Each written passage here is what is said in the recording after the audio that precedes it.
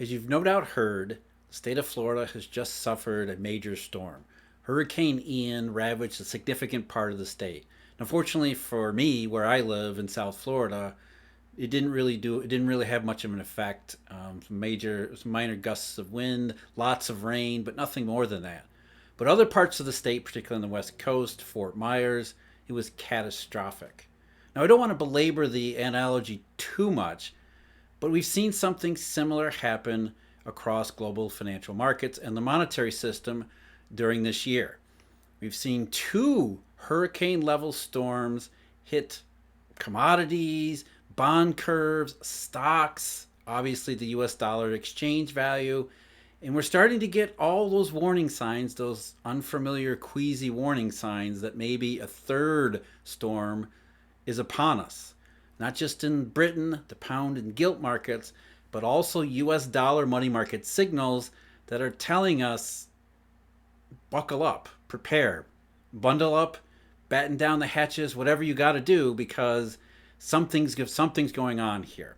And it's something that we've seen before. Now, I'm Jeff. This is Eurodollar University. Today, we're going to talk about money warnings, deflationary outbreaks, things like that. We're going to use measures such as SOFR. We're going to go into Tbills, as well as inflation expectations and a few other things along the way. But let's start with a little bit of review of this year so far. Now, you might remember February and March. A lot happened during that period of time, of course. Late February, Russian forces invaded Ukraine, sending oil prices shockingly high, up into 120 some dollars a barrel. Gasoline prices worldwide, food prices have skyrocketed. Essentially, an oil price shock.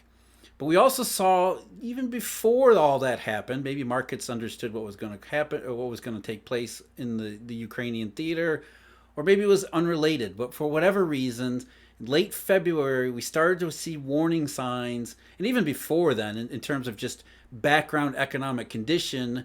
At the time, everybody thought the economy was doing really well. In fact, too well. It was in need of cooling down because it was so red hot and inflationary when Eurodollar futures curves going back to December of 2021 had inverted. Swap spreads began to compress when they should have been decompressing, especially for a rate hike regime. So even before we got to February or March of this year, there were already some really serious warning signs, but they hadn't really gotten that far, which is not all unusual in the process of deflationary outbreaks. But then February and March, for whatever specific reasons, there were a lot of them at that time, we saw things just get chaotic, disorderly. Because, that's what you would expect to see when oil prices go up, the economy gets shaken, curves are already in rough shape to begin with. And so we saw, treasury bills. There was an enormous bid for treasury bills, way over and above what their quote-unquote should have been, given where other alternative money market rates, including the Federal Reserve's programs for something like the reverse repo, there was just way too much demand for especially treasury bills, which, as we know, pristine collateral. Pristine collateral meaning that's why there was the demand for these instruments, because the market was short of the best quality collateral, because we can infer from that, or what we can infer from that, is that other lower quality forms of collateral were not being accepted on the same terms as they had before, hurting more and more of the marketplace into the best of the best of the best. Therefore, treasury bill prices skyrocketed, which means treasury bill yields fell.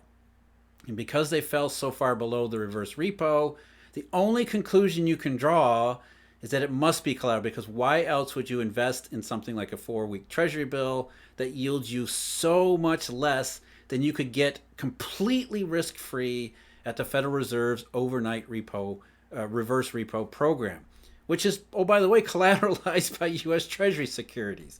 So the only reason you would ever buy a treasury bill that yields so much less than something like reverse repo, if you can't get into reverse repo, there are other alternatives, of course, which we'll get into in a minute, but really it's because of the collateral. But the 4-week treasury bill and the 8-week treasury bill, to a certain extent too, these were not the only rates that were so far below their federal funds equivalents and other alternative equivalents. We actually started to see SOFR rates, SOFR, the Fed's amalgamation that's supposed to replace LIBOR, which that's another topic I've gotten into before. But by and large, SOFR is a repo rate, GC repo rate. So it's tied to real world transactions in the repo market. And you say to yourself, why would repo rates start to fall? In fact, SOFR rate actually fell below the reverse repo rate, which most people shrug off as either, well, that's some friction, not everybody's eligible, not everybody signed up for the RRP program, or more commonly you hear, well, there's just too much money. But there's another reason repo rates would fall. And we saw this in 2007 and 2008. Repo rates were not falling because there was an overabundance of bank reserves. The bank reserves didn't happen until after Lehman. Yet repo rates were weak or low. Weak, probably not the right term. They were low from 2007 into 2008, persistently low. And the reason is because if you have more cash lenders, then you have borrowers with acceptable collateral that the cash lenders will lend on, then the cash lenders are forced to lend to a smaller and smaller pool of borrowers. And if you have a smaller and smaller pool of borrowers, what do you have to do? It looks like there's too much money, but in actuality there are too few borrowers because the borrowers don't have the right collateral. And the reason they don't have the right collateral is because yesterday or the day before, they were using lower quality instruments, probably in a transformation leg before going into the repo market, that have suddenly been revalued, haircuts readjusted. They can't use the lower quality stuff anymore, which means they're being pushed and shoved out of the repo market. So you have cash lenders who also are becoming more fickle, only choosing the best quality of collateral. If you've got cash and you've got to lend it somewhere, you lower the return that you're willing to accept on your cash because you're only willing to lend to a smaller segment of the market that has collateral. So repo rates can fall because there aren't enough borrowers with the right collateral. So as we saw T-bill rates fall and T-bill yields fall rates, and T-bill prices skyrocketed in this February into March window, we also saw, say that 5 times fast, saw SOFR. We saw SOFR drop below the RRP. Again, most people dismissed it, too much money, or that's frictions, but it was coincident to the negative spread in T-bill rates, which suggested, as I say, collateral. And that wasn't the only thing. We saw all sorts of things then happen across March, including our first whiff of inversion in the U.S. Treasury yield curve, which happened a couple weeks later. So we had a storm erupt, a deflationary hurricane hit the marketplace in late February, whose damage lasted into March and even into the end of April. This all then repeated. Of course, that's the way markets go. There's ebbs and flows, there's fluctuation. As I always say, nothing ever goes in a straight line. So there was a period in between, an interim. You had April and May where things maybe seemed to get a little bit better. The economy maybe was questionable, but not yet really showing signs of recession or slowdown or things like that. And then you get into May and really the beginning of June, and we started to see it all over again. We started to see these same warnings creep in. Treasury bill yields too low compared to where they should be given rate hikes, and RRP acting as it's supposed to as a floor. We also saw GC repo rates, SOFR rates start to soften a little bit, and so these negative spreads to RRP indicating, on the one hand, directly Treasury bill rates, lack of collateral. On the other hand, SOFR rates, not enough borrowers with collateral. So you got the warning signs that a second deflationary hurricane was erupting, and of course it did.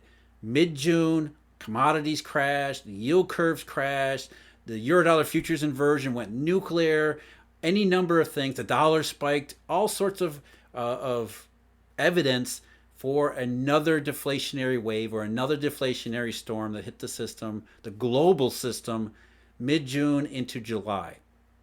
Now here we are in September, late September. We've already seen some of the symptoms of something going on.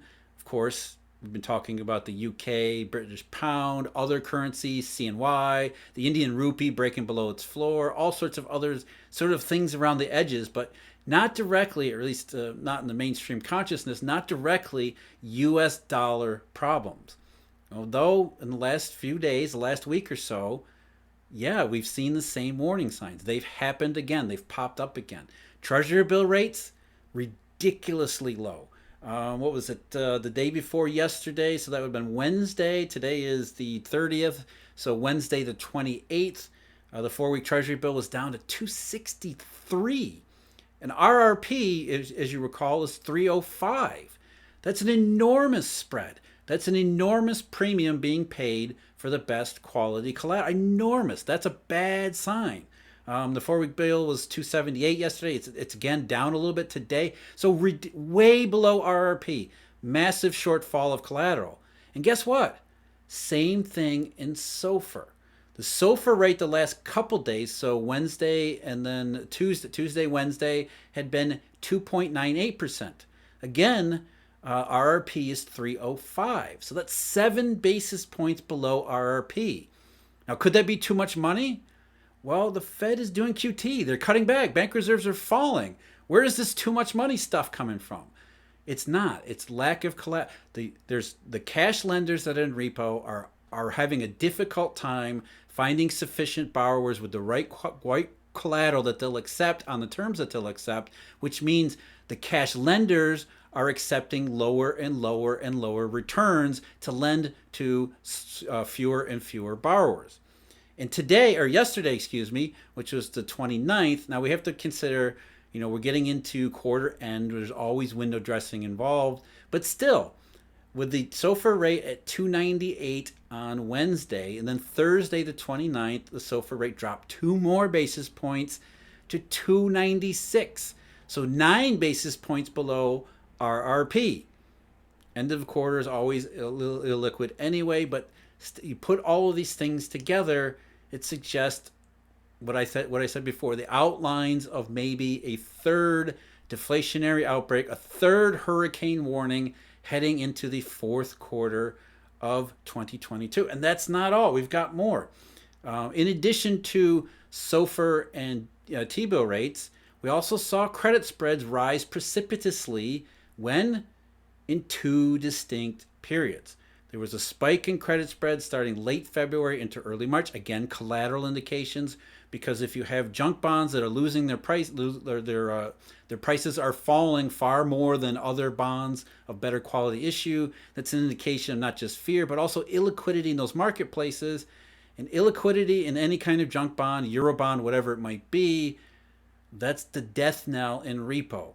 Repo counterparties only care about the liquidity characteristics of the collateral they accept. So if you see junk bond spreads blow out or Eurobond spreads blow out, as they had in February and March, and again, of course, June into July, that's also another collateral warning. So credit spreads rising, you've got T-bill rates falling, SOFR rates falling, collateral, collateral, collateral. The 3 C's right there. And that's what we saw in in September, up until before late September. Credit spreads, which had come way down in August and started rising again. They haven't spiked, but that's sort of the indications that we're getting over the last couple of days that maybe we'll see a spike in credit spreads heading into October. And of course, there's all sorts of other things to consider too, as well as starting with the US dollar's exchange value, what that tells us about everything, particularly against CNY and China. As we know from recent history in particular, Golden Week in China, the national holidays coming up, that's always been a chaotic period of time for various reasons. Don't have time to get into here. Maybe that's worth spending a video on.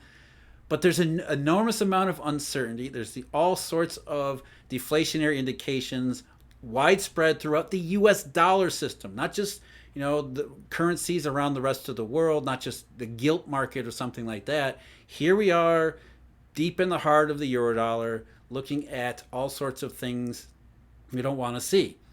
And that has led to, yesterday, a dramatic decline in another part of the marketplace, inflation protection, TIPS.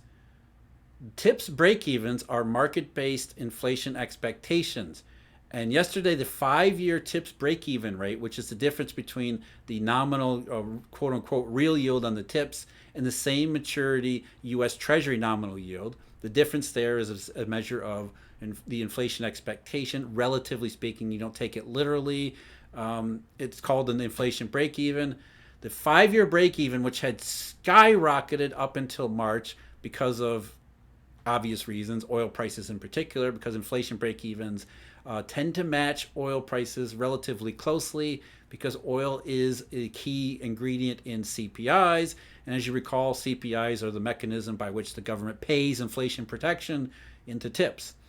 But TIPS break-evens, especially the 5-year, dropped to yesterday. It was, I think, 2.18, 2.17, which was the lowest since January of 2021. The 10-year break-even fell too. And actually, the 5-year break-even fell lower than the 10-year break-even for the first time since January 8th of 2021.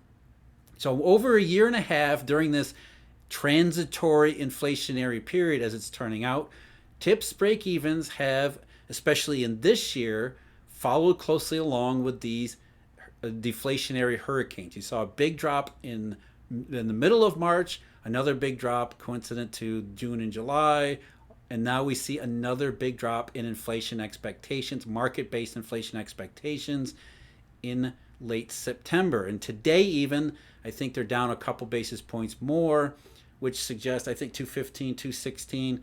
Again, lowest since January of 2021, even though oil prices haven't come down nearly as much as the break-evens have, all of which suggests the market is preparing for, as I said, transitory inflation to become a reality because it was never inflation.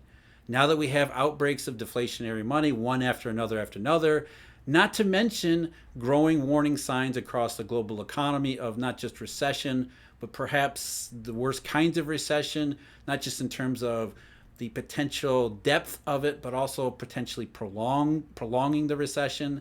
So lots of bad economic scenarios, deflationary money, all sorts of negative warning signs in the Eurodollar system. It adds up to possibly the third hurricane of this Eurodollar season. That's probably not the right way to end it. But as I said in my last video a couple days ago, the Eurodollar is behind everything, behind all of this, the spike in the US dollar exchange value, because it's not about the US dollar's exchange value.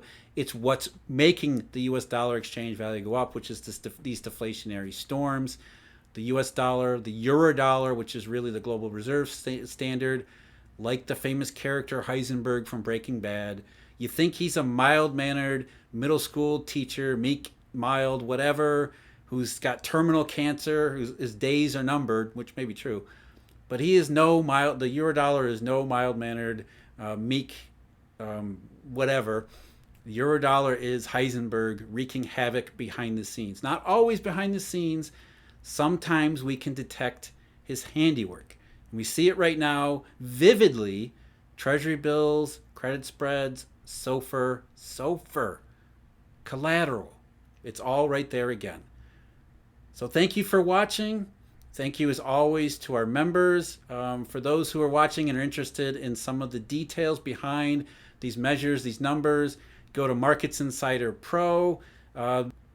Much of this information is taken from either the daily briefings or the deep dives there. Those are now, subscriptions are now available. They're on sale. They're two separate products. The daily briefing is a bundle you get with obviously my daily briefing, but also Stephen Van Meter's Momentum Timer Pro and Tracy Schuchart's weekly oil and gas report. And then the deep dives where we get into the really nitty gritty of the Eurodollar system, some of the macro focus, macro consequences from it. That's available also through Markets Insider Pro. You can go there to find your way to the subscription. But those things are separate, as are memberships to Eurodollar University. And I can't thank our members enough. You'll see them at the end of the credits. And with that, take care. I'll see you again next time.